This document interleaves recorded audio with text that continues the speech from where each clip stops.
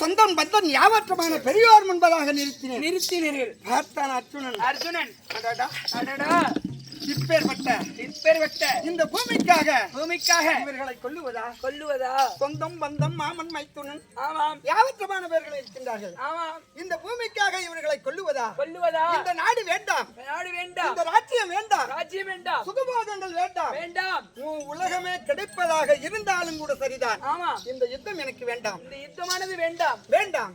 அப்படி என்று கரைகளில் இருந்த ஆயுதங்களை ஏற்றி எழுந்து விட்டு மௌனமாக அவன் தான் அர்ஜுனன் அமர்ந்த போது அர்ஜுனனை பார்த்தீர்கள்.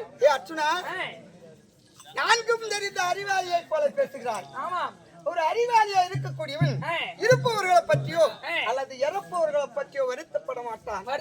இந்த உயிரை கொல்ல ஒன்னாலும் முடியாது, என்னாலும் முடியாது. இந்த உயிர் என்பது தனிப்பிறவி. ஒரு மனிதனாகப்பட்டவன் ஒரு சட்டை தைத்துக் கொள்ளுகிறான். அந்த சட்டை நைந்த உடனே வேற ஒரு சட்டை தைத்துக் கொள்ளுகிறான். அத்தமை போல் இந்த சரீரம் நைந்த உடனே இந்த ஆத்மாவாகப்பட்டது வேற ஒரு சரீரத்துக்கு செல்கிறது. ஆமா, உயிரை கொல்ல ஒன்னால் முடியாது.